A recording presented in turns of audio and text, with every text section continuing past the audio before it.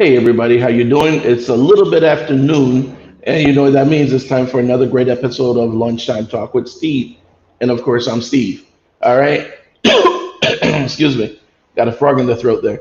Um, Today we have an author with us. We have Penny Morgan. She's actually going to talk to us about her new book that just came out, and we're going to go into a lot of deep stuff about things like domestic abuse and domestic violence and things of that sort. So it's this is going to be one that you guys really want to watch and listen to and share with your friends because you never know which one of your friends is going through something and you might say, "Oh no, not my friends," but you never know. Share it with them anyway. All right. We'll be back with you in just a moment, and I'll bring on Penny. All right, guys.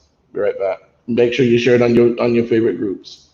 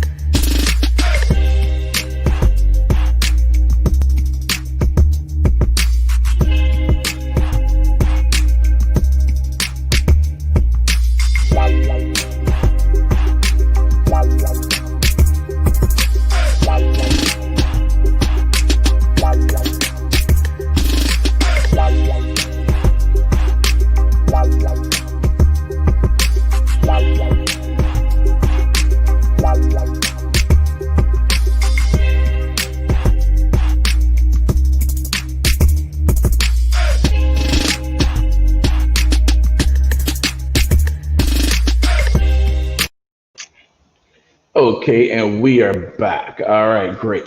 And like I said, we're gonna bring Penny on with us, and here she is. All right. Hey, how are you today?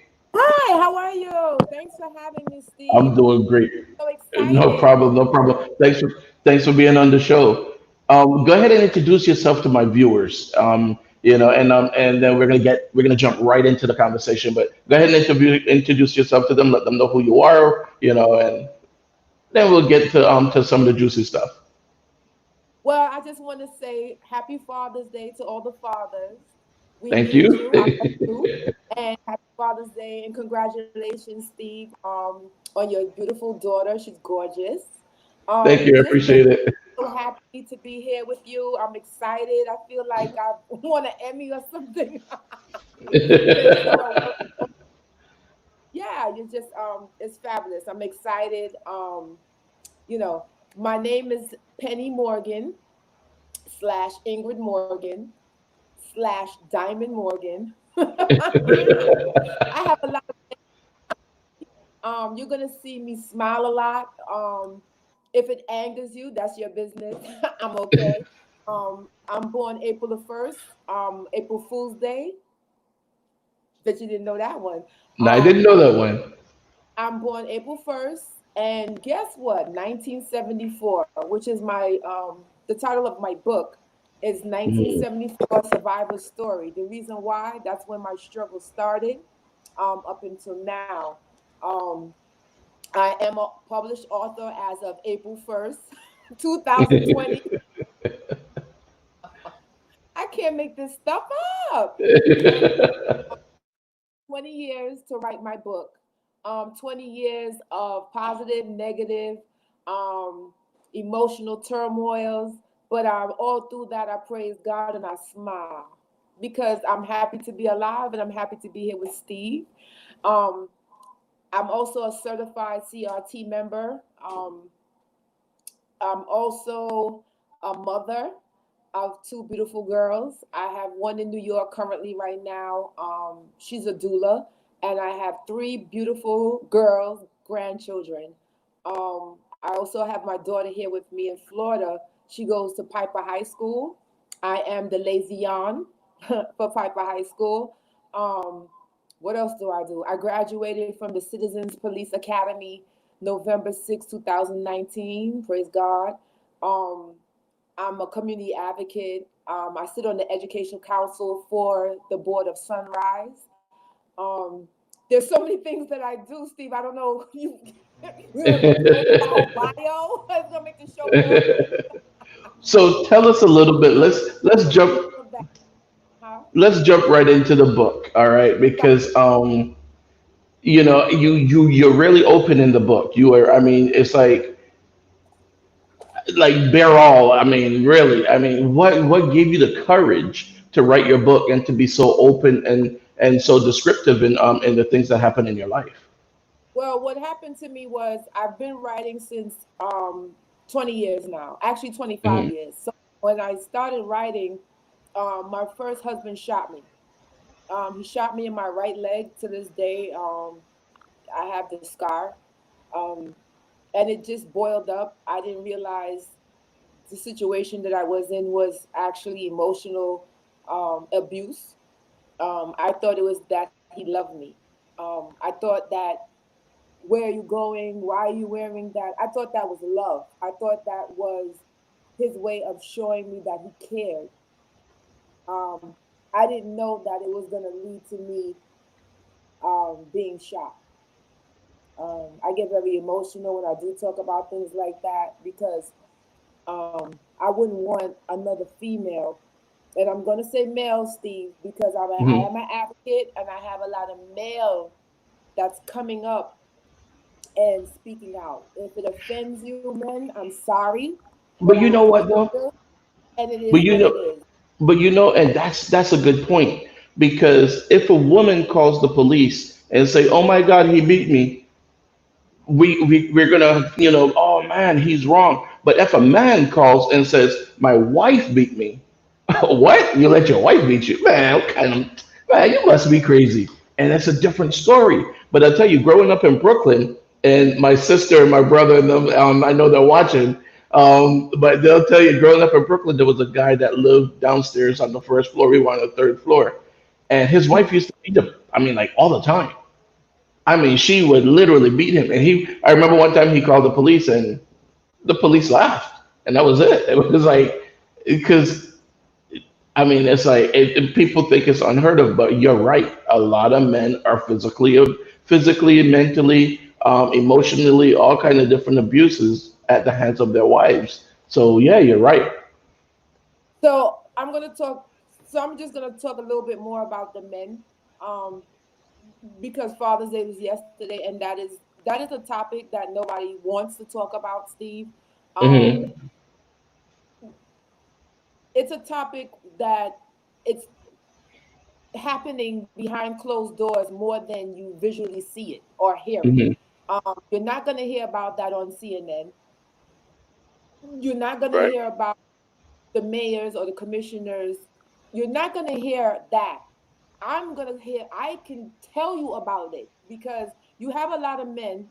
And I don't know if I'm allowed, if I say something and it's not allowed, please stop me, because This is the I internet. can't Everything control is it. allowed. No, I Everything can't is control it. allowed. Okay, so what happens is with men are sexually frustrated. Okay, so because my daughter's watching. So men are sexually frustrated, and sometimes they don't know how to approach the woman. Steve, we're in the midst of a COVID-19 where women are afraid to be touched by their husband, their boyfriend. Men are afraid to touch a woman because now, if you give somebody COVID, you can be arrested. It's a crime, especially if you.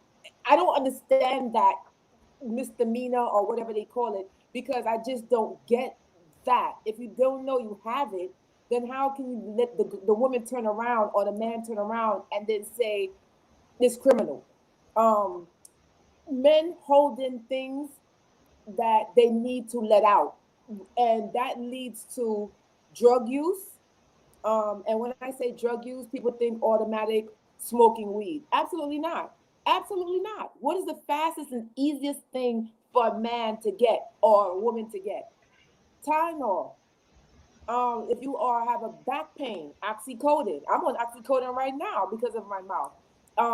There's certain things that people do that they don't even realize. Cough syrup that it numbs the body, and that is why we have talk shows and we have women empowerment, men empowerment, because we need to speak about these things. What is bothering you, Steve? Are you okay?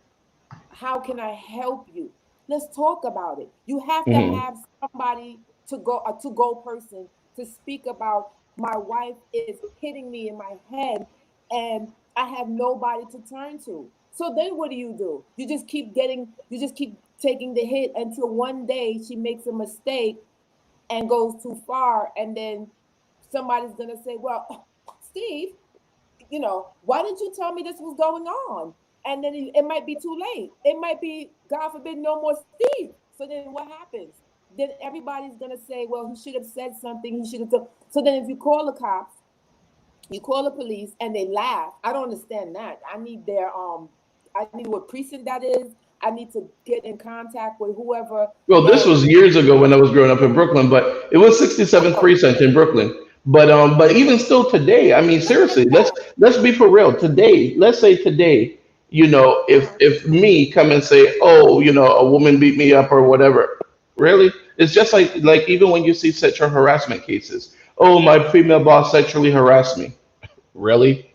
Okay, and that's the kind of thing that people laugh off, and it's really not and not to mention also when if you call the police, then what's to stop her from flipping the script, and they're always going to believe her. Oh well, no, officer, I didn't hit him. He was beating me. She flips the script, and now he's going to jail. okay. So when a domestic violence situation happens, you can either go involuntarily, and I would advise anybody who's watching this video, if you find yourself in a situation, go in voluntarily. That means that I, in my heart, mind, and soul, body, God, Christ knows that I need help. No one, let me tell you something. If anybody does that and they have a problem, please contact me because I'm an advocate and I don't play when it comes to people asking for. I'm running out of breath because I get emotional. I have asthma. I, I don't play when it comes to domestic violence. I don't play man, woman, children, elderly, cat, dogs. I don't play when it comes to animals. Domestic violence goes so far that I could be Hmm. on here until next year. So if anybody feels endangered, anybody feels uncomfortable, please reach out to me and I will speak to you one on one, confidential, and I will try to get you as much resources, okay? Because there's a lot of resources out here that people are unaware of. You have to Hmm. utilize the resources, the referrals that is taxpayers, your tax paying money. You have to not to key in everything all in one, but you have to know who you're voting for. I was listening to your show, and if I could have jumped through the phone, I would have. Why? Because you have to go out and vote. Definitely. serious with that, because if you don't go out there and vote, people like me and you and other people that might be held in because of COVID, because of Black lives, they just feel uncomfortable, are going it's going to lead to just like fatality. It might lead to mental depression, it might lead to bipolar, it might lead to schizophrenic, and then the mental it just leads to negative, negative, negative, and nothing positive is going to come out of it. So I don't want the men to feel that you have to keep it a secret. I love men. Talk to me. I am certified confidentiality. That is me. I'm from Brooklyn. I'm an OG. I don't know if you even know what that is. I come from 67 precinct. That is where my husband homicide case is, with Detective Bofido on the fourth floor of the 67 precinct by Snyder. So I want people to feel, Steve, that they have no one to turn to Wait, if wait. they ever So feel where in like that. Brooklyn did you I don't live? feel like they don't have a voice. I don't want women to feel that they're locked in and I have no one to go to. You have somebody who cares. I care. Steve cares. That's why we do these talk shows. I just get so Where passionate, Steve. I can't help myself when it comes to people feeling uncomfortable in their environment. where in That's Brooklyn did all. you live? What part of Brooklyn did you live? Hey, I Penny. lived in I no, I just get I'm turning red because I'm so passionate about domestic violence. I'm so passionate about Black Lives Matter. I'm so passionate Mhm. about our men. If we kill off all our men, Steve, what am I gonna do? What is my two daughters gonna do? What is my three grandchildren going to do? So I used to live on Church Avenue and 49th Street in Brooklyn. I used to live on 2 First in Flatbush Avenue. I used to live on Crown Heights, Crown Troy in Albany. I used to live, I mean, I could tell you the whole of Brooklyn if you I like me you to. had me you had me at Church and 49th. I used to go to the record store right there in Church and 49th. Right. In the bar, I used to live across the street upstairs. Oh, so you were right next to Good Pickin' then. My husband used to work around the corner by La Cruz Barbershop by Bobby's. So that's the husband right here on my hand. Mhm. I don't know if you can see it. Mhm. That shot. Okay, You that's when I know, got shot. I have. It was in the newspaper. It was on the TV. It wasn't a secret. I mean, I can show it to you later. I mean, it wasn't. It's plastered all over Brooklyn, Manhattan, Queens. But I want people to go out and vote. My book is about all of what we're talking about. My book is about survival. It's called 1974: A Survivor's Story. I've been surviving since 1974 to now. You know,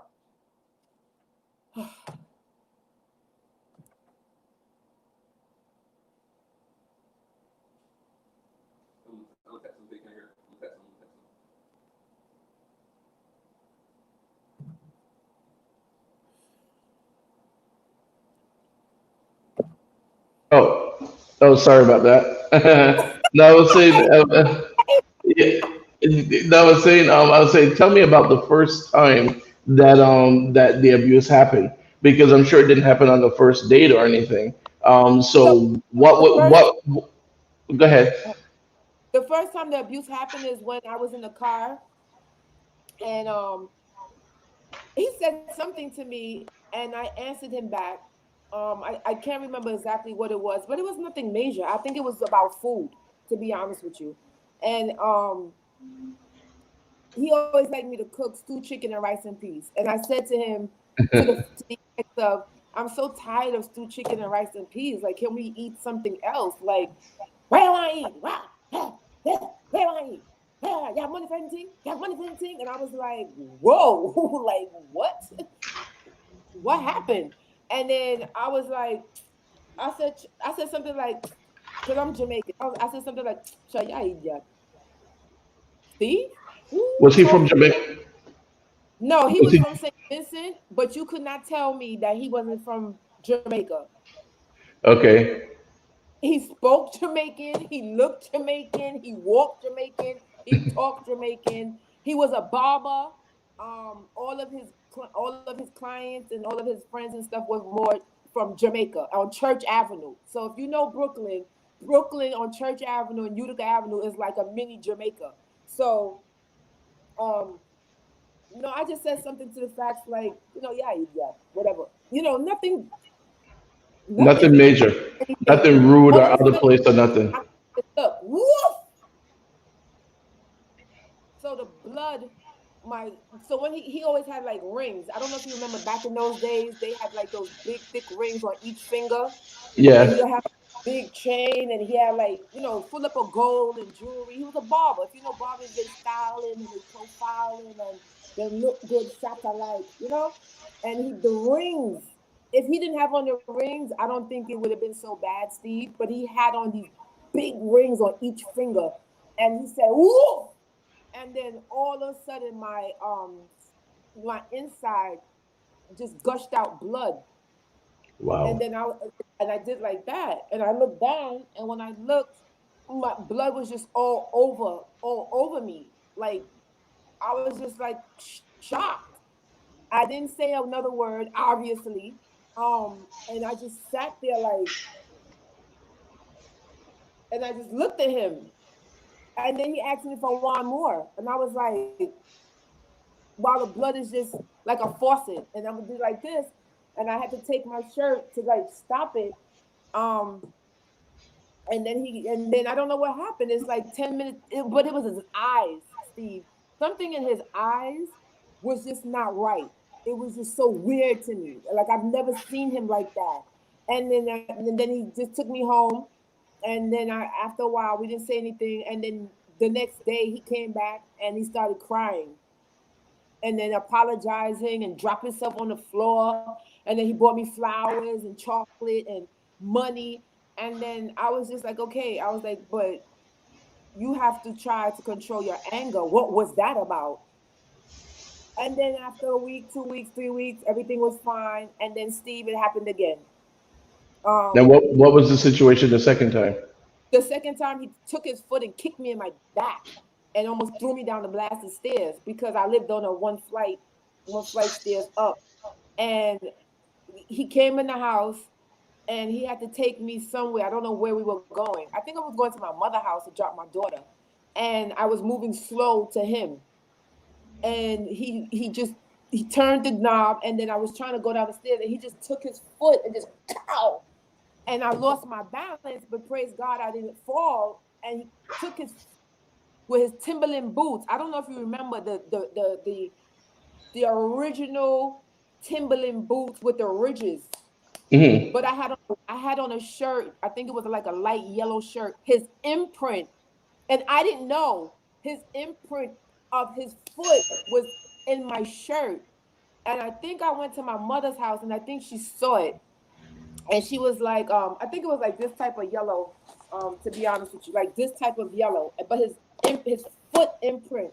And she said to me, "Are you okay? What's going on?" Because I was crying, and I had my mascara, and she said, basically, if you're not in a comfortable position, then you know what you have to do. And I just left. I didn't want to talk about it, and I just left it alone. Like, maybe I can help him. Maybe it's something that I'm doing wrong. And I just stayed. And it just continued to get worse and worse. And then the cheating, then the betrayal, and then the lying. And then I realized that he started drinking more than he usually do. And then he started taking drugs, he started smoking weed. So then I realized this is this is a situation that I can't fix, but I tried to fix it. Does that make sense? Like Makes us. It makes sense. Hmm. tried to fix him. I tried Right. to I tried to nurture to him. I tried to make sure I did everything, cross my T's and dot my I's very carefully so I won't because it came to a point when he walked past me, Steve, I did like this. I swear to you, like, because I Hmm. wasn't sure if he was gonna. I didn't know what was gonna happen. Like, and then he used to be like, "What's wrong with you?" And I'm like, "Nothing, nothing." And then it came a point where I didn't talk. I only spoke when I was spoken to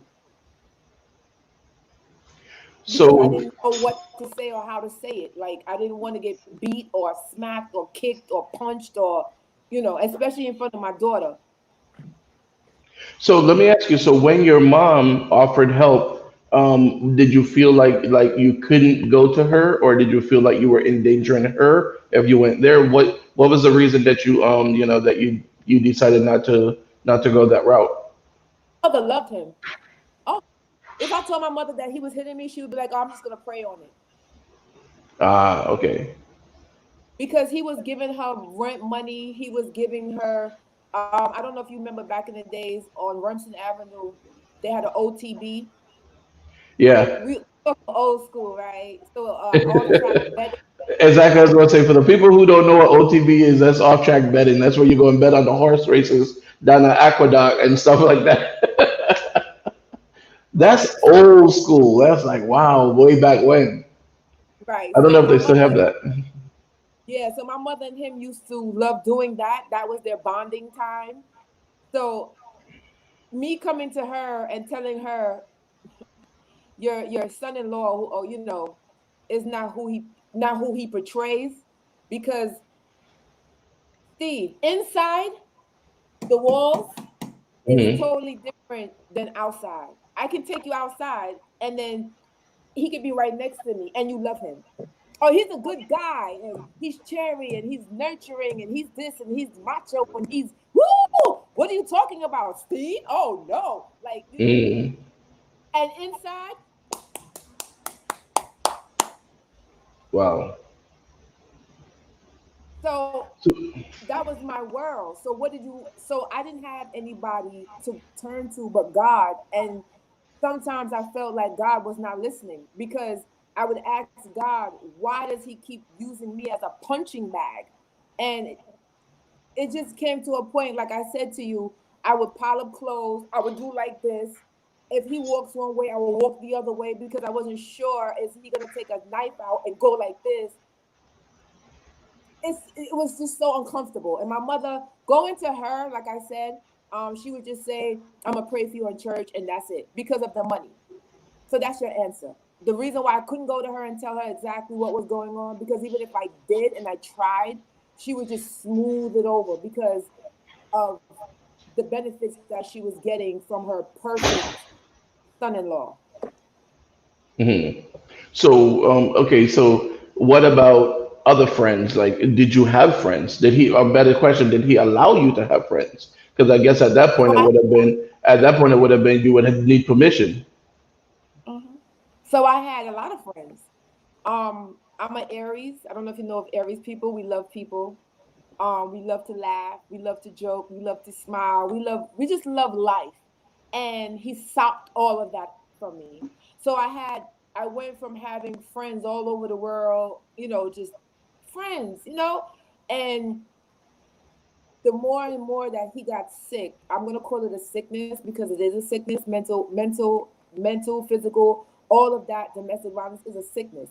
He was not happy with himself, so in turn, he he he squeezed all the lemon, right? Like Beyonce say, the lemonade make lemonade. He squeezed all the lemon out of it, and he didn't make Hmm. juice.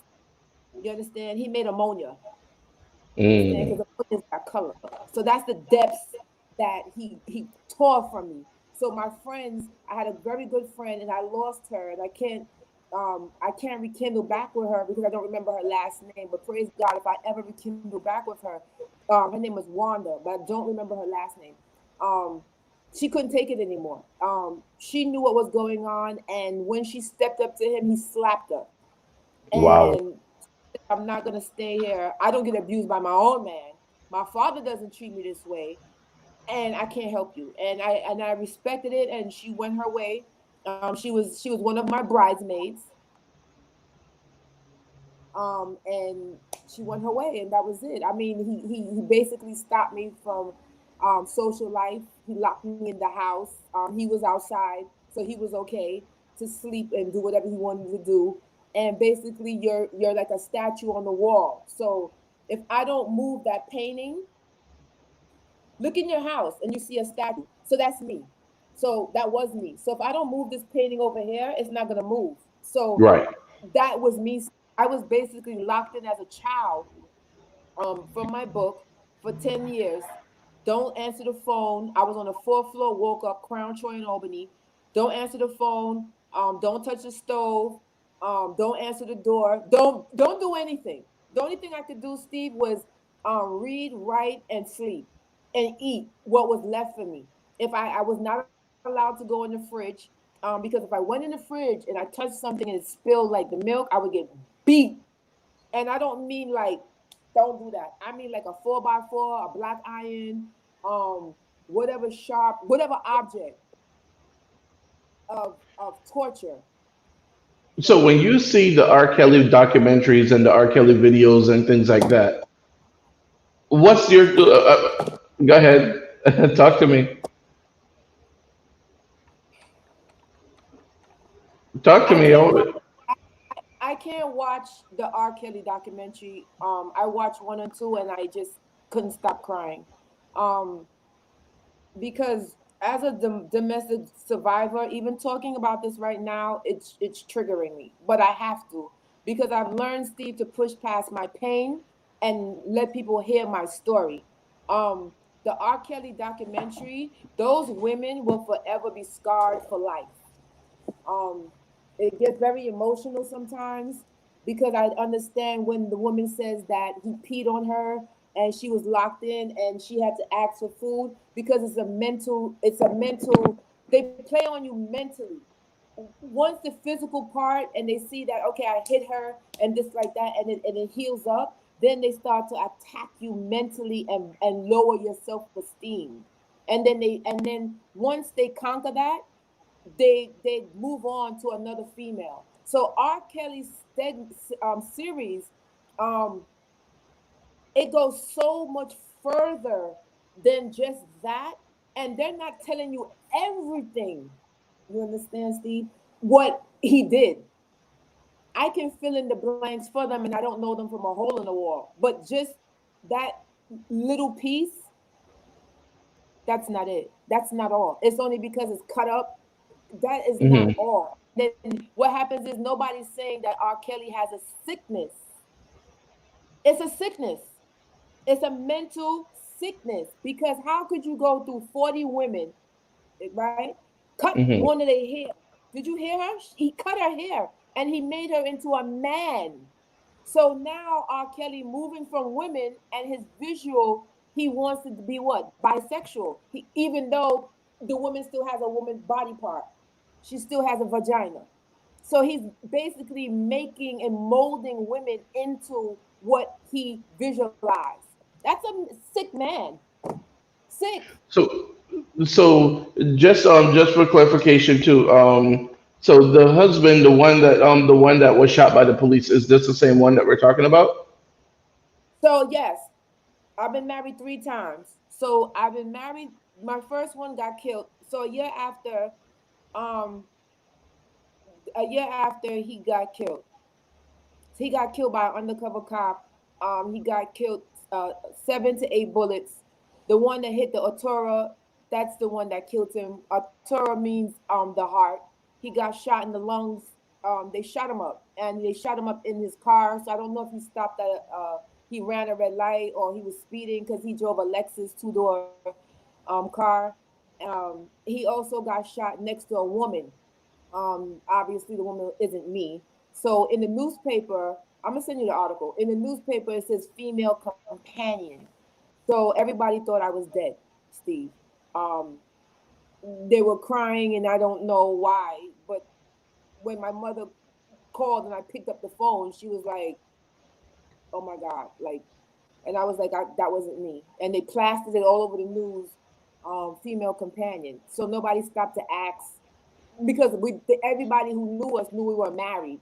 So when the news reporter did it, they just put female companion, um, not knowing that he was married to a whole wife. That would be me. So my last name is not Morgan. My last name is King. So his name was Kemuel Carlos King. I don't know if you can see it. Kemuel. Hmm. Um, I don't hate him. Obviously, he's gone on. I had forgiven him long before this happened.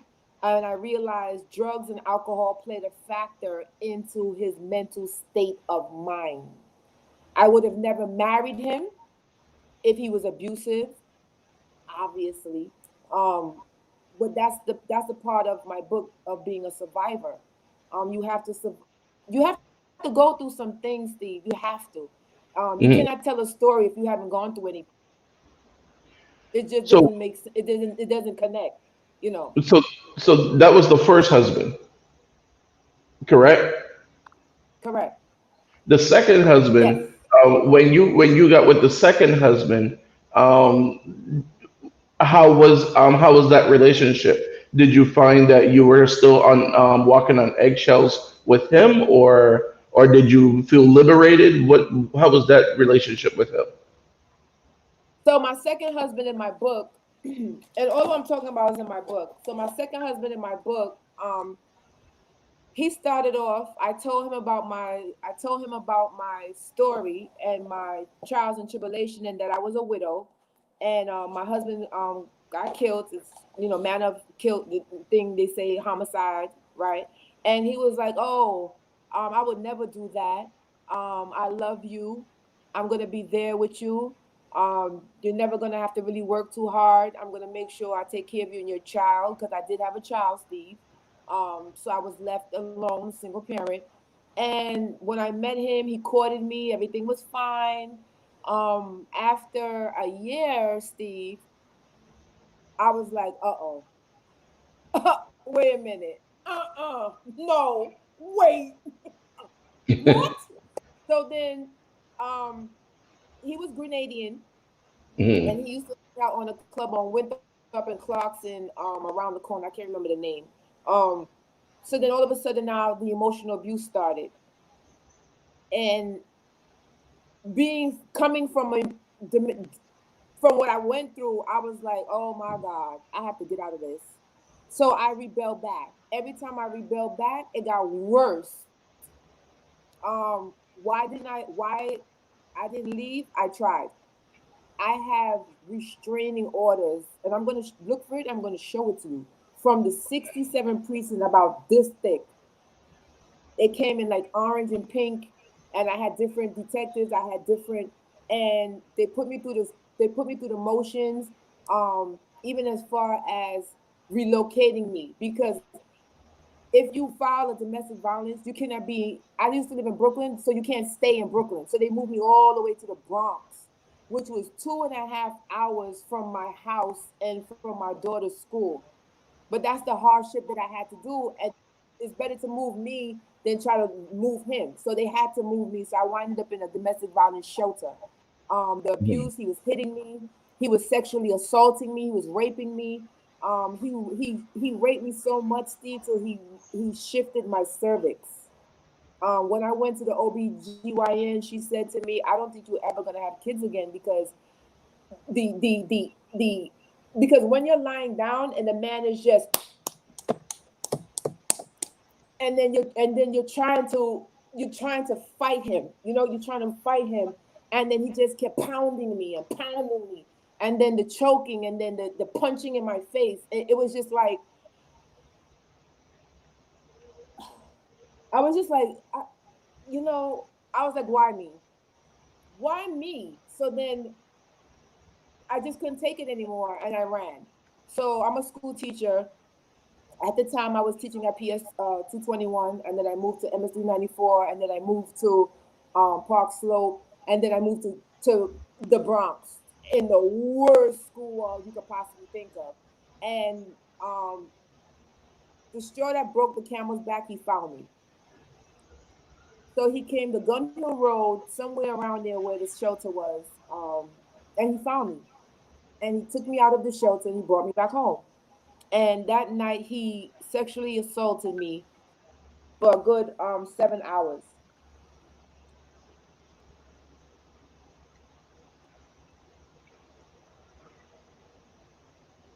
I I'm can see that sorry. it's still. I can see that it's still. It's not. So Go ahead.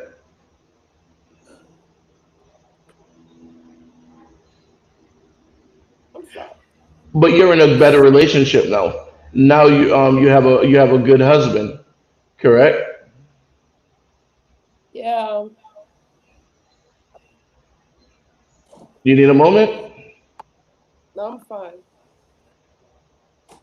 It's just that I get so passionate and I get so teared up when I talk about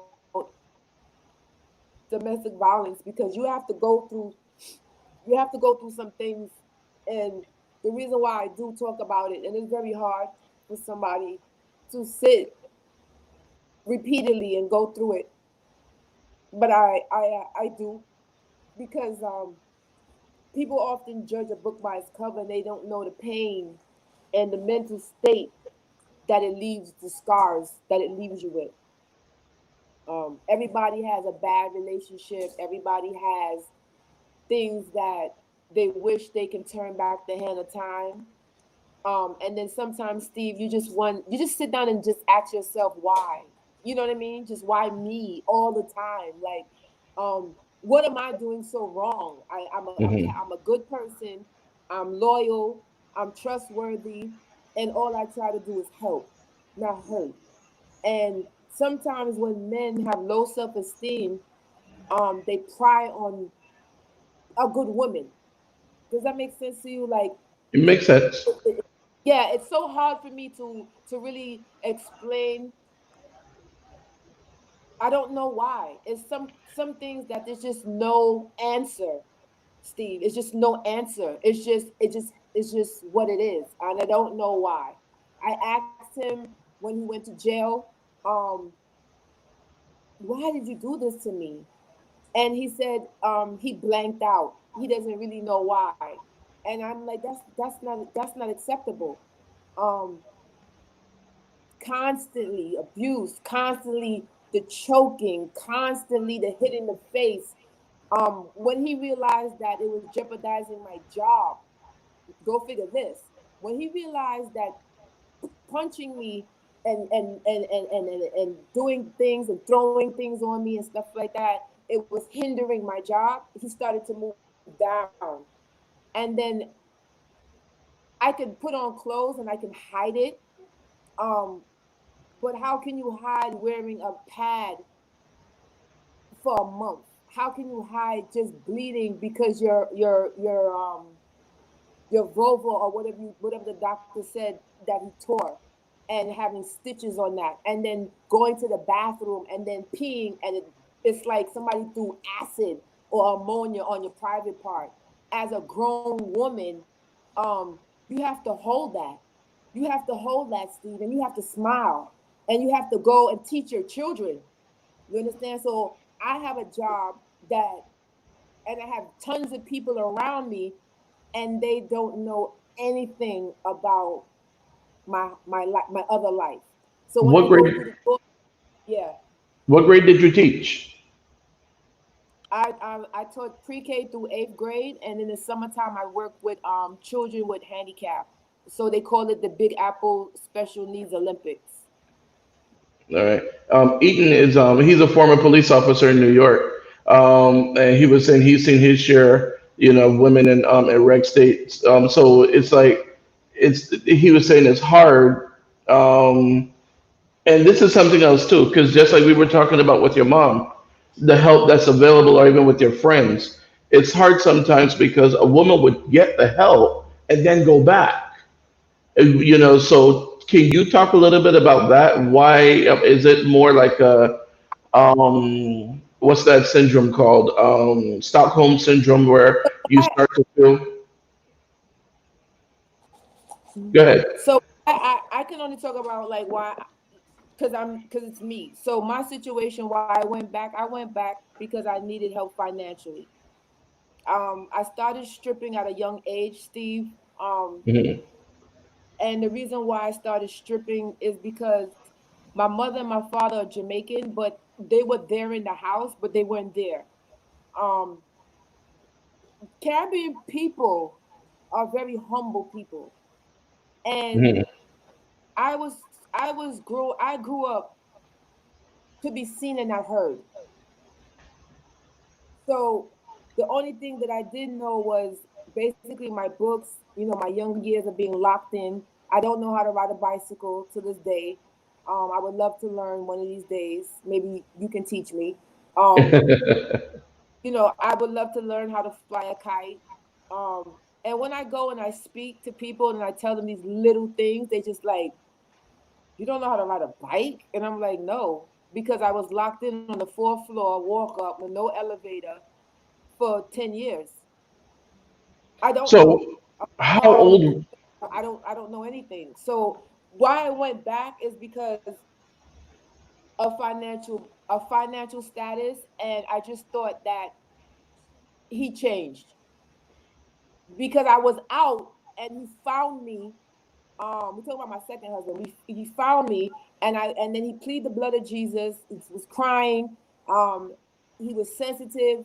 He was nurturing. He was everything when I met him. So I thought maybe he stopped doing drugs. Or maybe he changed. Maybe he found God. Maybe because he mentioned God a lot. So I thought maybe he found God.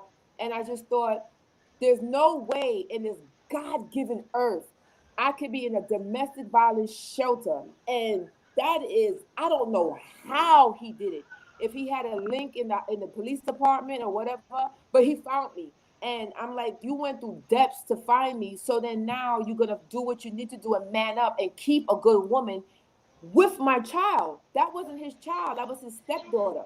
You Mhm. understand? So I went back thinking that he changed, thinking at this time everything will be okay. Oh, So how old were you when you first got in the relationship with him? Well, actually, better question. Let's go a little bit further back. Because you were talking about your parents and everything. Were they strict? Were you were you just looking for a way out the house? In the first relationship, was that the thing? Steve, my Huh? mother comes from Manchester, Jamaica. My father comes from the same part. Were they Mhm. strict? What? So What? do you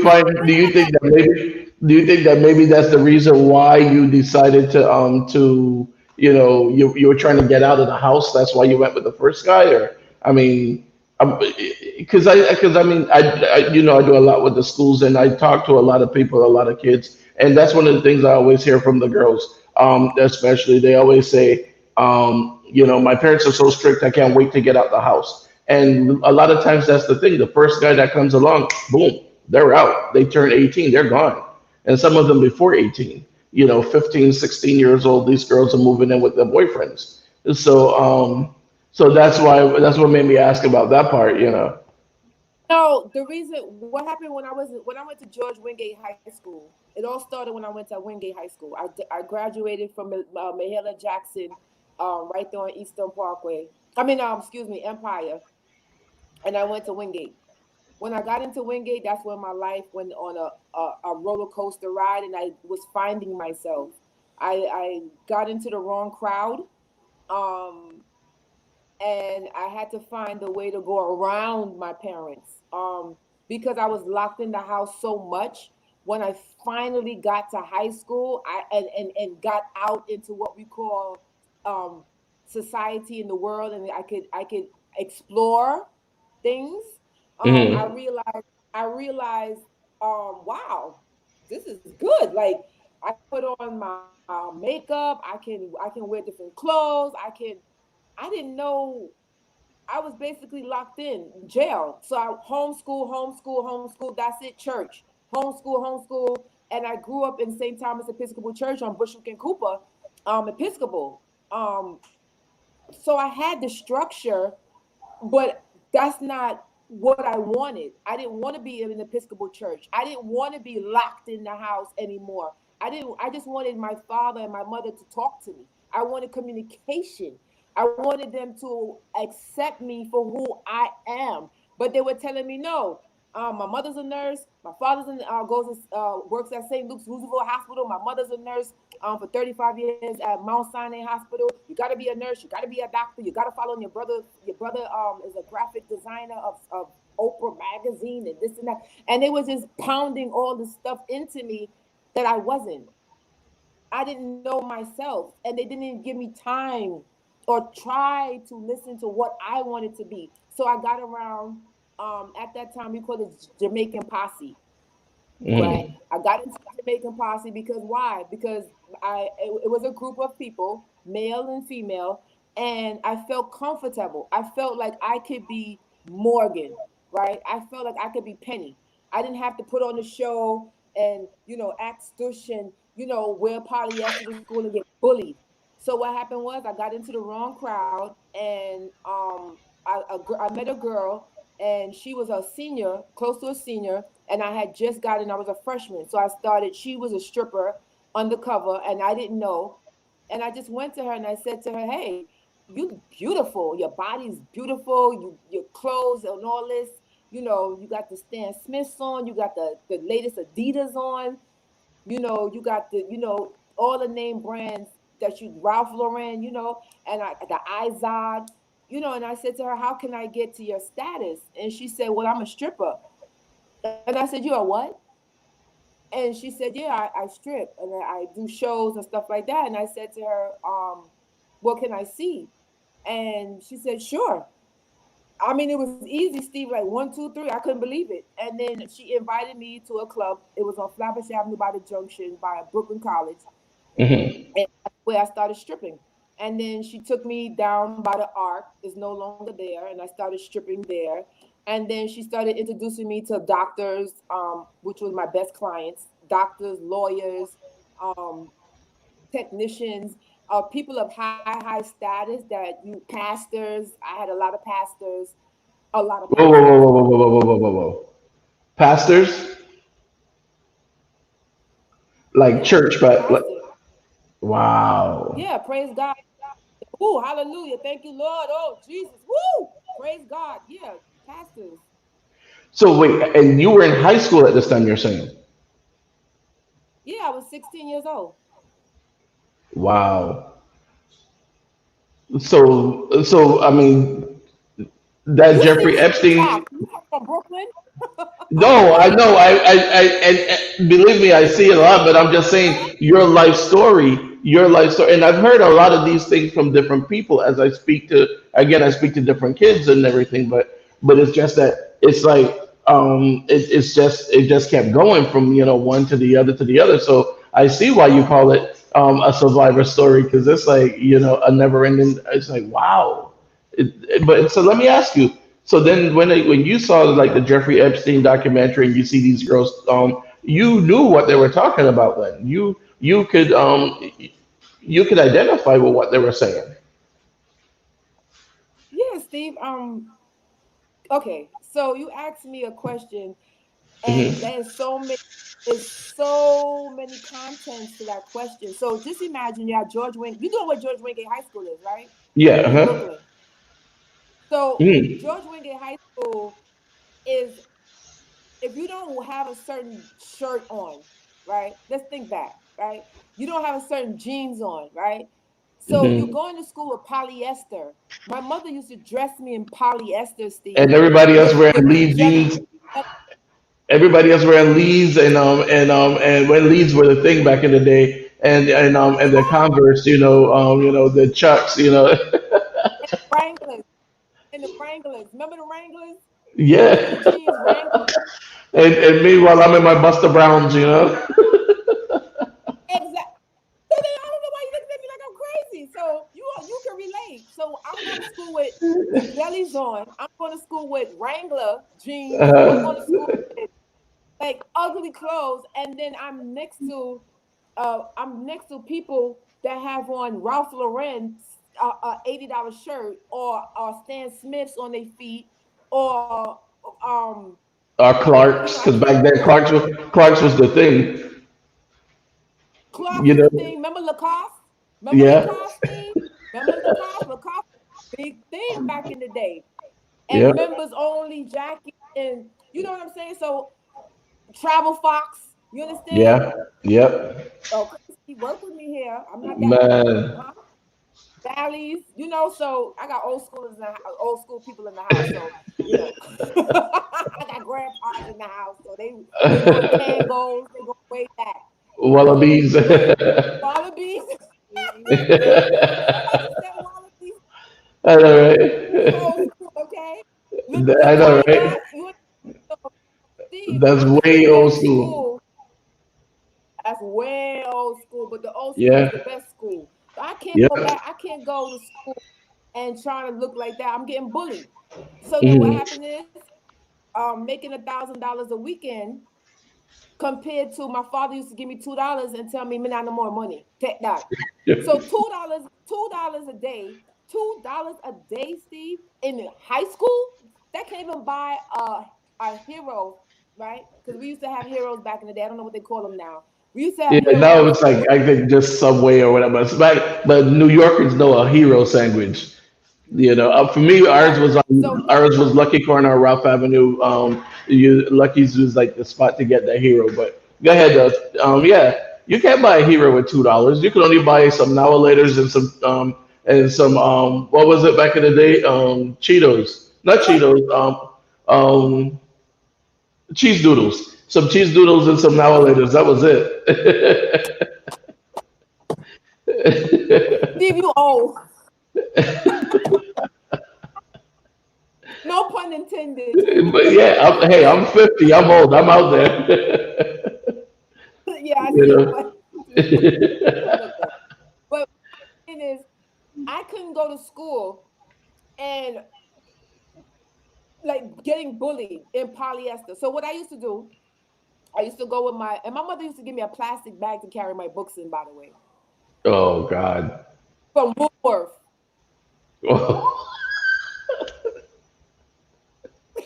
Oh God. Oh man. The only thing you needed, You remember that one, huh? the only thing you needed My then was mother, bubbles in your hair. That was it. Steve, my mother used to, Uh, my mother used to give me ribbons.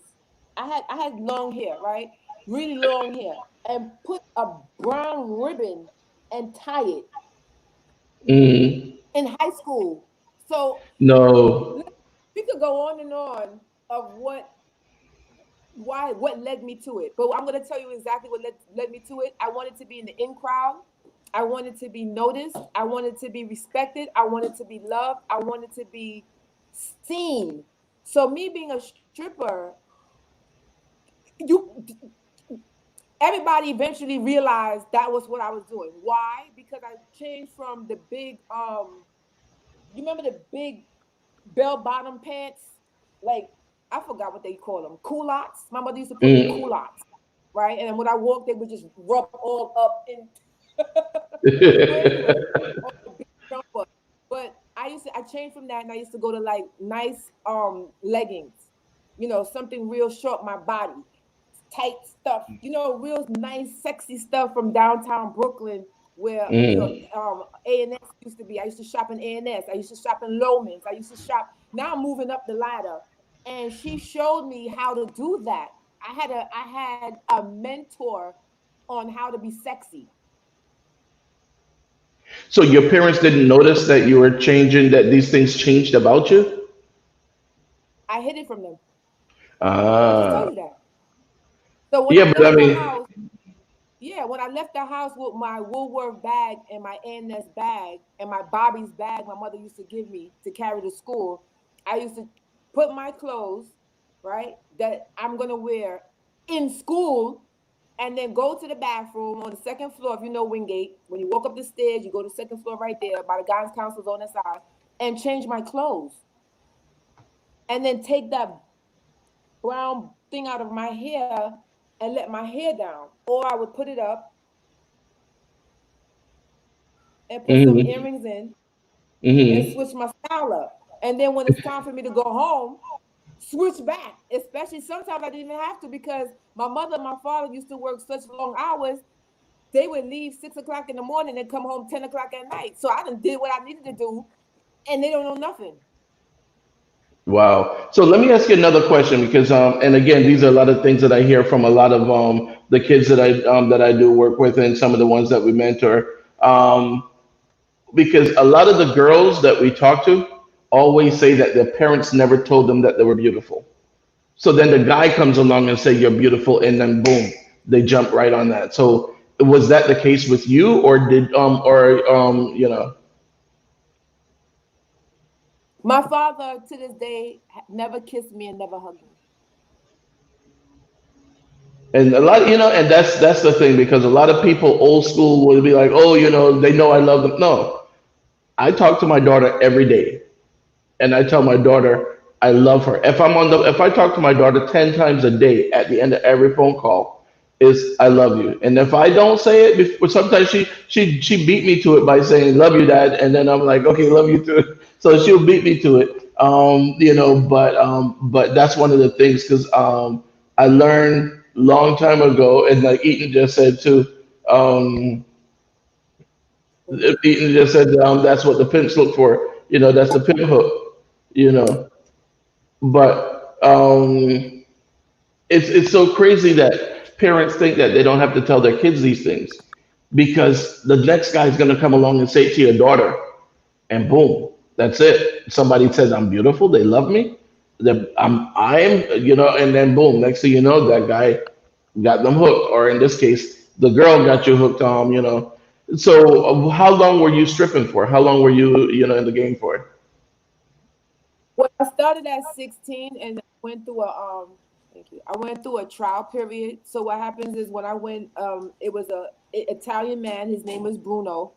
He's alive to this day. Um, he is up in age. He's pushing 80. He's Mhm. still a stallion. So yeah, he's actually not managing his club anymore, but his son is. His son has a club in Manhattan. Um, I'm not gonna say the name because yeah, but his son club, and it's a very high end club. You just can't walk off the street and just go into that. You have to make an appointment. Um, Mhm. I started at 16, and I went through a trial period. I didn't do so good, but I looked good in the. They had me put on. I went to audition, and the man said basically, "Go on the stage and show me what you got." And I was like, so I didn't know what I was doing. So I went on the stage and I saw the pole and I just started dancing. I just started doing like that. And he was like, "What is that?" And I was like, I don't know. So he asked me my age and I told him I was 18 Mm. So, because I so, was that developed. but if he knew that you were 16, do you think he would have still hired you? Yeah. Oh, yeah. But you just didn't know at the Yeah. time I that you wasn't didn't the have to lie. only there. I wasn't Huh? the only I was not the only 16-year-old in there because what happens is if you recruit people, you get more money. So I started recruiting people. Really? From Started. your high school? Mhm. And So, most of them that I recruited was basically like we call nerds, like the ones with the big bifocals on, and nobody and everybody because I had bifocals, so that's why I could say it. The ones that you walk right past. yeah. Those were the girls that I wanted. I didn't want the girls that was already, I didn't want those type of girls. I wanted the girls that had looked like me. Does that make Mm. sense? Oh, definitely. It makes a lot of sense. Right. I don't want the girls that are already coming to school with the lashes on and they already got their hair down to Because their they don't need the jaw. money. I They didn't. don't need the Right. money. No, I didn't. No, no, I didn't want Mm. those girls because they are out there. So I don't need the stress. I want the ones that people are walking right past them. They don't pay them any attention. Oh, she's a nice, quiet little girl. That's what you think. Oh, I know, because that's right? what oh, she's so nice. She doesn't give the teacher any problems. She comes in and she does her work and she does yeah, but on the other side of it, emotionally, she has another side to her that she wants to get out and nobody's listening to her. So then when she gets out, then she's happy. You know, just because a person smiles, Steve, that doesn't mean they're happy. It doesn't mean True. that at all. That's the out that's out. Inner happiness is so hard to come by. So hard to come by. But that's what I did. I started recruiting girls. I didn't put an ad out. Just by my body, I was a walking billboard. So people Hmm. automatically, and the dog got out. I had teachers come to the club. Um, they didn't say Teachers from your anything school. because at the time, yeah, I had Mr. William. Sorry. Oh my God. Wow. I had Mr. W. Mm-hmm. You know why? Because I have a lot of teachers and stuff that watch your show that know me. But I had Mr. Mm-hmm. W. Right. Anyway, what are they gonna do? Beat me? Like I don't understand. What are they gonna do? Write me up? Hey, It's a you know, thing. and Like I don't. but the thing is, I mean, I so remember what? I had. So tell me what it was like the first time you saw one of your teachers in the club, and then went back to the school and saw the teacher. But yeah, what was it like when you first saw the teacher in the club? What did you want to It was just run? embarrassing. Hmm. It was embarrassing, and I was like, "Oh, you got a freaky side to you." All right, hey, Mr. W, what's going on? I was like, Wow. "Yo, like I don't understand." I was young, and I was just like, because we're trained. That's another thing. Being a stripper, we're trained to not. How can I say, Steve? You come into the club, right? Hypothetically Hmm. speaking, right? I'm trained. My mechanism and my mind. I'm not seeing Steve the host anymore. Does that make sense? Yeah, I'm you seeing just see Steve you just the see customer. you just see the money and how can you get the money out of Steve's pocket? Not only the money, but we're trained. When I say we, is because I've been trained. I'm old school, so I don't know these new school strippers now or entertainers. They don't call them strippers. We do entertainment. We're entertainers. We entertain you, right? So we're trained Hmm. not to connect the two. So I cannot see you, Steve, the mayor or the host or this. I can't. I know you, but it's like I cannot connect the two. I don't know if I'm making sense. No, I hear I you. know I what hear I you. know what I'm saying, but it's like you understand? Does Remember, the audience understand? remember Tina Turner. Clientele. Whoever said Yeah, right. remember So I'm your remember Tina client. Turner So had I that don't see you. song. Remember Tina Turner had that song "Private Dancer," and that was basically what she was describing. She just disconnect whenever you know. Exactly. So what happens is I cannot judge police officers, okay, pastors. I cannot see my pastor come in and be like, "Oh my God, pastor, what are you doing here?" I can't do that. I can't do that. You want to know why? Because I'm we're trained not to judge, not to. I won't give you a lap dance. I won't like. I know because I've been in a situation, so it's hard for me to like, but I can't, you know. Even if me selling my book doesn't work out and Vegas is open, I might think about it. You know what I mean? And I can't. I just can't. And then what happens is just like you said, it's about the money. It's about like Paula said, keep it professional. Absolutely, Paula. She's right. She's right. You have to keep it professional because what happens, you can kill me literally because then if I don't keep it professional, you can say, "Oh, but she knows my wife." Or you know what I mean, she comes to my church. Or every time I'll go outside, I might get a ticket because that police officer might feel like, oh my God, like she's gonna write my lieutenant or get me in trouble. So you have to keep it professional and you have to make the person feel comfortable. I'm doing a job, you're doing a job by servicing whatever it is, a baby shower, a bachelor, I'm not baby shower, I'm sorry, bachelor party or whatever it is. That's not my business. I cannot ask you why you're here with me. And you cannot ask me why am I here with you? Because a lot of pastors come in and ask me, why are you here? You're so beautiful. Why are you doing this? Well, are you going to pay my Borough Manhattan Community College $275 psychology book? Are you going to pay my $5,000 semester fees? Are you going to help me with my child? Are you? And then the pastor is going to be like, well, praise the Lord. Here goes $100. And that's it. I mean, keeping it So 100. so Paula was asking, what would you do if your dad or your brother walked in, or if any family member for that matter? Hey, Dad, what's up? Wow. Like, I don't understand. So, oh, if my brother go to strip clubs, so I don't like my Right, but dad. what if he walked into your club? What if one of them walked into your club while you were on stage or something? I would just be like, look, you found out this was my secret. This is where I'm getting my money from to pay my school fee. This is where I'm getting money from to pay my car insurance. This is where I'm getting my money from to take care of myself.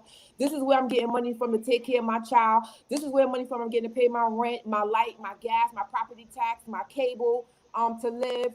This is where I'm getting money from to buy food. This is where I'm getting money from to buy my life insurance. This is where I'm getting money from, and I would just kick it. I would just kick the real. So unless you're gonna help me, Steve, you know what I'm saying? I'm just calling your name. Help me Mm, with my financial matters and take over all of my college loans, all of my child, and maintain me. Then you can't fault me from going out there and being a hustler. I'm from Brooklyn. I keep it real all day. I'm in Florida, but I keep it real all day, all night. So unless my father, who didn't pay me no attention, is gonna walk into my strip club where I'm working and my brother, and then decide, listen, I don't want this for you. How can I help? I don't know what you want me to mhm. say, Steve. I can only keep it real. I No, can't I hear I you. can't go against what I Have you can't. ever seen You have know you what I'm ever saying? seen someone So walk into the club? Have you ever seen someone walk into the club that you knew? all the time. And I live in Brook all the time. All the time. All All the right. time. And All Steve, right. you only talking about men. You're not talking about women. What about the women? Women that you knew walk into the club? Of course. Keisha used to, Steve, you're going to get me Hey. in trouble. Hey. Kay walked into the club. Kay walked into the club, right? Kay walked in the club one night and was like, oh my God, can you believe who's on the stage? And I just looked at her and like, hey, what's up? So once again, keep this in your mind, right? Because it's in my book. I see you have it Mhm, up there. Keep this in mind, right? Nobody is going to take over your financial bills for you. So at that mhm, time, I had to do what I knew and what made me make money. So I wrote a book, and people think automatically because it's in Walmart, because it's on Amazon, because it's in Barnes and Nobles, I'm a millionaire. No, it doesn't work that way. So I wanted the quick money, I wanted it fast, and I had things to do. So I moved with that. Did it last long? No, of course not, because it's tiring. You're trying to go to school, you're trying to have I have a child, and then what happens is it takes over, it starts to consume your life. And then that is not a place in no form and fashion for anybody to be in. There's drugs, a lot of drug use, a lot of cocaine sniffing, up your nose, in your front, in your behind. Because what happens when you dance, you have to sometimes your front get wet, right? Sometimes you get turned on. That's happened to me. Get turned on and you get wet. You can't do that because you're performing, and your sexuality and your body, it goes another, the senses, right? So the juices start flowing. It goes another way. So what happens is you have to do things to your body to numb your body. A lot of people don't understand. It's a lot of work. It's not just, oh, she looks sexy in a bikini and she's on a pole and this and that. No, no, no, no, no, no, no, boo boo. There's a lot of things mentally that you have to put in forth before you can go out there and do that. Remember, you're touching men and women you don't know. You're in a very toxic environment. You're dealing with people that is not so nice. You have a lot of, your life is at risk every day that you go in there. So you have to pray, you have to keep it professional, and you have to monitor what you do, how you do it, when you do it, if that makes sense. It's not I mean, this topic can go on until next year because it's so much content that goes into that, and being so young and not having a role model to say, listen, you don't need to do this. Let me show you a different way. So I had to basically figure it out um, on my own. Hmm. Wow. Definitely, we got to get you back on the show again to talk about your life story and your book. I mean, people need to get out there and get that book. But and I was asking you earlier, so now you are in a better place mentally and everything because now you're in a better relationship and I mean and things are doing much better for you Well, now. So you're, mentally, no. I'm going to stop you right there. Mentally, no. I do have a disorder called bipolar disorder, and I do Mhm. have a counselor because of being shot. I also have post traumatic stress disorder. I do go to Assurance of Hope. It's a mental facility in Sunrise. I do have counselors. I do have doctors. I do take Seroquel. I do take Quidapin, and I do take Wellbutrin for anxiety.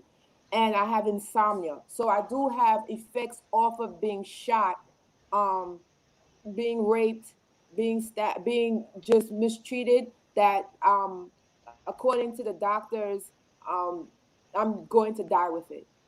So I've been on medication for 25 years. Am I an addict? No, I'm not. I'm not an addict, but I do take medications to control um episodes. So like 4th of July is the worst time for me because of the post traumatic stress disorder, but I am working on it. Um my bipolar disorder, it stems from all of what we talked about, being abused mentally and physically. The medications do have side effects. I had 2 strokes. I'm not sure if it's tied to it. But I do have mental it did capacity. It did do damage to me, Steve. So I don't want to paint a pretty picture that I went through all of that and then that's it. No, I'm on medication. I'm on heavy medication to continue after 20, 25 years to continue to cope with a All smile. right. All right. And Paula was saying she thought your name was Penny. Well, Penny is actually your pen name, correct? Penny Penny Morgan came about many years ago because that's all I have. I only have a penny, but I do have love. I do have loyalty. I do have respect. I do have honor. Coming from Brooklyn, that was what kept me alive. Um, I'm a people person. I've dealt with Crips, I've dealt with Bloods, I've dealt with Spanish. I forgot their name, what they used to call them. I dealt with Italians. I dealt with mafia. I dealt with I dealt with the from the lowest to the highest. Um, you never judge a book by its cover. Um, you know, my biggest client, you know, Mars, I'm gonna call him. That's not his name, but I can't call his name. Right now, to this day, he's alive and he's with the mafia, and he's nothing to play with. He wears skippies. I don't know if you even know what that is. It's like those white little shoes they sell in Walmart that fold up. They're like $5. And he wears his tube socks. He loves his tube socks with his nice Hmm. little no name shorts and his white t-shirt. He's a billionaire, not million, billionaire. He has real estate all over Sheepshead Bay, over there by Randazio's. He has property in Long Island. He's a billionaire, and all he wants sometimes is a Capri Sun or a cup of water. He's not, but can I go Hmm. and ask for money? Of course I can. But Steve, it's not about the money. It's about And not loyalty. to mention, It's about the money's gonna come with something else. Money doesn't come for free. We know how that go. right. You know how he loves my daughter. She might not even know him, but as a baby, I'm talking about my daughter in New York. He loves my daughter, and he'll buy her a whole house if I ask, a five hundred Hmm. thousand dollar house, a brownstone 3 family. If I ask, he would buy her a car if I asked. But it's not about that. It's about loyalty, honor, and respect. It's about things that money can't buy. It's Right. priceless. So that's what the young ones nowadays. Steve. And that's why you're going to have Black Lives Matter for another 70, 80, 100,000 years, because they don't get it. They don't get it. It's not about what you say, it's about your action. Action speaks louder than words. You have to have gone through some stuff. Steve had to have gone through some stuff to be where you're at. And then 5, 10 years later, Steve, you have to look back and say, I accomplished that. You know what I mean? Yeah. So my daughter is wrote me. You talked about your daughters. I gotta talk about mine. She's listening. She's on the live. So my daughter has a lip gloss line coming out. It's called Barbie's Mhm. Lip Dot Plug. She's 15 years old. I don't know if you can see it. This is some of her work. Um, she takes custom orders, and her YouTube is Barbies dot plug. Her Instagram is Barbies dot plug, and she makes pencils. And this is lip gloss. This is what she's 15 years old. If anybody on your live wants to help us out, that'd be great. She needs flyers. She needs cards. She's looking for a sponsor. She needs labels. Like Steve, can you see? I can see it. Okay, Yeah. she wants to put like Mhm. labels and stuff. And she needs more of these glass cases. But they're all custom made. Um, if you can see, it's like an ice pop, and she has different colors, different flavors, and things of that nature. She's only 15 years old. She goes to Piper High School. She's a young entrepreneur. She's a beautiful child. I do wrap my spirit, heart, mind, and soul around my child, and I'm just asking the community if anybody is willing to help her, to help me. I would be more than appreciative of it. I don't know anything about the lip gloss line. I don't know anything about printing these stuff, but I'm, willing to learn. And you talked about um, entrepreneurs and how we can help the children of the future on your last show with Mr. Felix. I thought it was phenomenal. So I just thought that I might want to plug that in, and just keep it going, you know, of the young people. I just love that. I love that segment. I watched it like 3 times, and every time I watched it, I did, because it was a lot of things that I was cleaning and doing stuff that I missed out on. And what he spoke about, of taking time to tie a young man's tie. Mhm. So what you Steve, you don't understand the forum that you do have, and your forum is gonna go worldwide. Why is it gonna go worldwide? Because you have real people on your show that don't sugarcoat, and don't. Oh, I'm going to Steve. I have to talk proper, and I have to, and then you make them feel comfortable. Does that Mhm. make sense? And then you talk Makes about sense. topics that it makes sense. That's just my. Everybody has a. Like the young kids say, period. Like my daughter talks to me, and I say, "Oh, you got your period?" And she's like, "No, ma." That's just like what they got off of VH1. Something. This is a slang. So I say, "Oh." So then now, like when I talk back to her, I try to make it fun. Didn't I tell you to clean the dishes? Period. And she starts cracking up.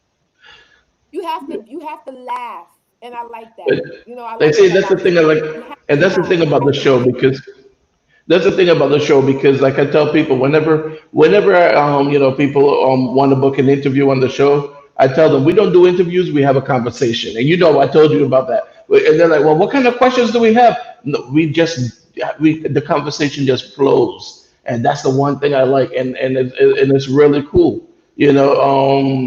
Paula said you're so down to earth.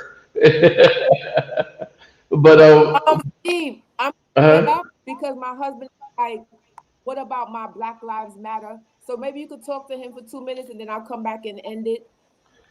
sure, tell Dane come on in. Okay. Bye, Paula. I hope to meet you soon, and I hope you can support my daughter with her lip gloss line. We need to I would get love her to. on the show. We need to get her on the show. You got to tell her shyness and business don't mix.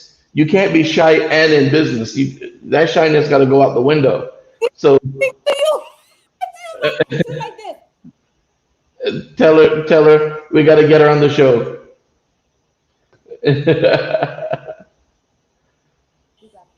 Dave, what's going on, man? How's it going?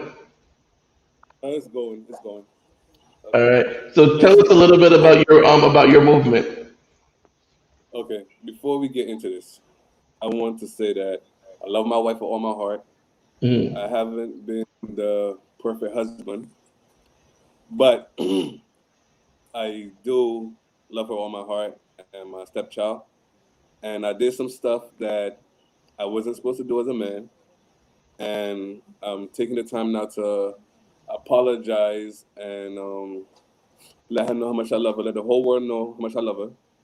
And I mean from the bottom of my heart, and she's my world. My whole family is my world, and I'm sorry for the stuff that I did. And with God's help, we will get through it, and we will move on, and we will get through it. Thank you. Now, Black Lives Wow. Matter. Hmm. Black Lives Matter is a movement that is Black Lives Matter hashtag. Can I breathe?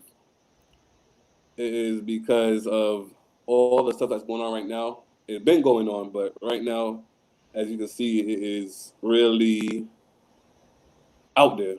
And it's time for us to breathe. It's time for us to come together. It's time for us to bond. It's time for us to look out for each other. Because one time I heard a white man said, if black people come together, we white people will have to run. If black people come together like a fist, white people will have to run. And it's time for we to come together like a fist and stop being so spread out, stop being so jealous of each other, stop being so hateful, and come together and just be as one. Because it is about that time now that we have to wake up, and it's not only for us; it's for our generation. So, if the Jews could do it, the Chinese could do it. Why can't we do it? Hmm. So And that's my thing on it. And I want people to just realize that we're here for each other and we can depend on each other. And family could build. And um, it's time that we really pull together and do it for our generations to come. definitely, I tell people Because all the time. Back in the '60s, sometimes, sometimes I tell my wife, imagine what's going on now. Imagine when our kids get, or imagine we're not here no more, and our kids grow up. What is going to be like for them? exactly. Because I mean, think about it. Back in the '60s and the '50s and the '70s and those times, we were able to make great strides. We were able to start businesses, and even going further back in the early 1900s when the country was coming out of a recession and out of a depression, we had our Wall Street, we had our all these different things. So we could do it in the time Yeah, when when things were so stacked against us. yeah, We can definitely do it now that we have. And I'm not saying things are perfect now, but we have more resources than we had back then. So we definitely could do it again. We yeah, did it once. We did it more than once because we had it in different areas. So we did it before. yeah. We can do it again. If you bake a cake One dollar, and I eat all the cake, you can bake another cake. yeah, $1 in the Chinese community goes around for at least 6 months before it leaves the community. All right, in the black community, it goes like bam within a couple of hours.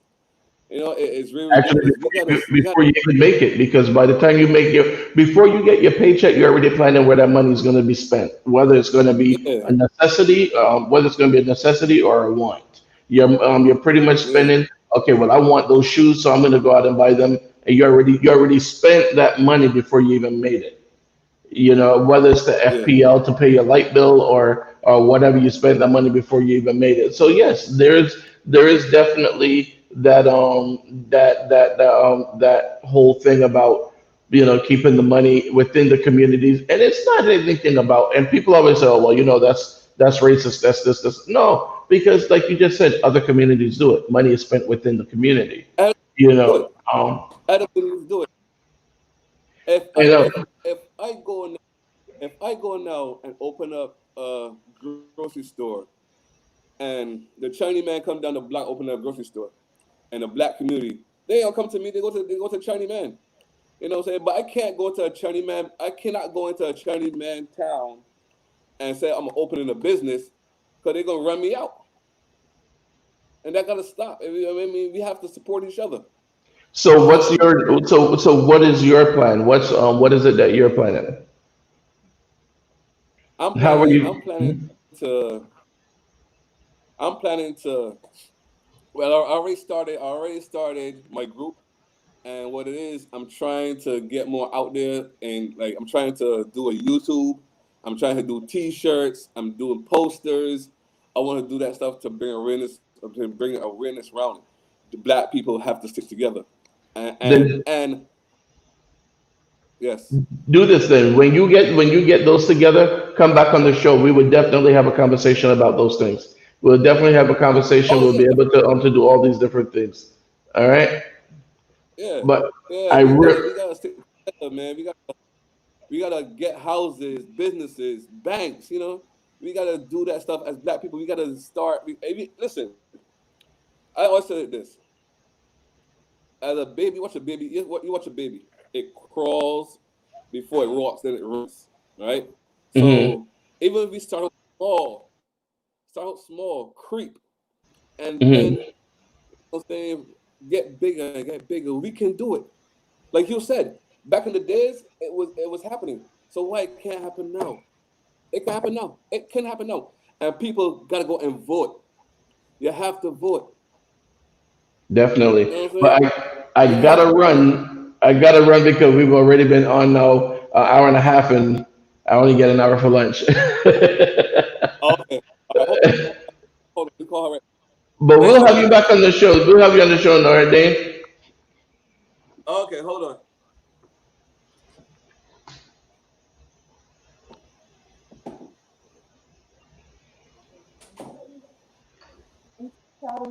Yeah.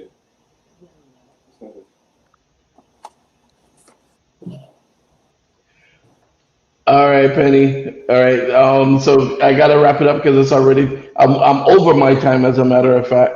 You But over here. I was you. Over here last time too with Felix. no, we would. I know, right? Because when the conversation gets so good, I gotta. It's like I go over and don't even realize it. But I normally try to keep it under an hour. But we're definitely Yeah, gonna have you back on the. that's exactly. Yeah, What's that? conversation is real good. Time just runs off. You know, Exactly. we But need to we're build definitely this. gonna. Um, Go uh-huh. ahead. You were saying? No, I said your platform eventually is going to be moved to some sort of TV show. Because your contents is so of now. It's needed, and Mhm. somebody has to step up to the plate for people once again, like who are like me, who have a lot to say, who's opinionated, who's down to earth, and who understands. And your guests reap that, and who Mhm. doesn't judge people. When I share your talk show, the first five things, I don't know if you've done a review or done some sort of feedback outside of just the comments. People are saying, who is this man? Like, where'd you come from? Like, what? Like, you're in Florida, but you don't act like a Floridian. You understand? Because Uh-huh. I used to work I used to work with Council Member Darlene Millie on the Community Board 17 for 3 years. Um, and I know the ins and outs of Brooklyn because I'm the one that advocated for a lot of the things that they do in Brooklyn now. I sat on the board in Brooklyn. I sit on the board for Sunrise. So what I can bring to the table, Florida has no idea of the gold mine that they have. You understand? So Mhm. when I ask people to go out and share my story, and then you hit me up, and then you have me talking to judges who's running for this, You have me talking to this who's running for sheriff. You have me talking to all these people. And then when I look of who actually went and supported my book and I see zero attached to their name, I'm like, really? So let me go to Staples or Walmart and blow up my picture, put some sticks on it, and put it right on plantation by plantation next to other people who have, and let me see how that works. I'm serious because it doesn't work that way. You have to have a voice. The people have to see you. The people have to feel you. The people have to understand, why am I going to buy her book? I don't have time to sit down and read her book. But if you don't have time to sit down and read my book, how are you going to gain knowledge of what I'm saying? You know what I mean? Right. So you can get ebook. You know, you can get the ebook now. Technology of such, you can order the ebook right now and go straight to your phone. And you can read one chapter, stop it, and then go to another chapter and stop it. Or or your doctor's appointment. You can walk with the book, one chapter, put a bookmark. I mean, if you really want to, you can. The gist of it. If you don't want to, you won't. All right, but I And really that's gotta run, Penny. I really gotta run because I'm already way over this. over your time. but we're gonna have you back on the show again though because we want to talk about some more of the things and we want to hear more about your story and and about your life. So we definitely will have you back on the show again. All right, Thank you. Please go and support. I need all the support I can get. and I'm gonna have the 1975 link. Ingrid. And I'm gonna have the link in our advertiser page on lunchtimetalkwithsteve.com. Thank you. All right, I'll see Thanks, you later. Steve. You're welcome. Bye bye. Bye All bye, right, bye. everybody. Take care. Bless. All right, guys. So again, you know how it goes. We had that great conversation going with Penny, and we heard from Dane for a little bit. So you guys, you got the knowledge, you got the information. I know it's not easy, but if you're in a relationship like that, then definitely, please try to see what you can do about getting out of that relationship. All right. Yes, that person, whether it's male or female, that person might be the breadwinner. They may be the one paying the bills. They may be doing all these different things, but none of that's going to matter if you're in the hospital or in the grave. All right. So you got to start putting yourself first. Again, do something for someone else. All right. Do a random act of kindness for a stranger. See what you can do about helping out your neighbor, your coworker, your friend, whoever. If there's someone you haven't heard from in a long time, pick up the phone and call them. All right. You are your brother's keeper, and we definitely have to start living as such. All right. All right, guys. Again, thank you very much. You have a great day, and I'll see y'all tomorrow. All right. Peace.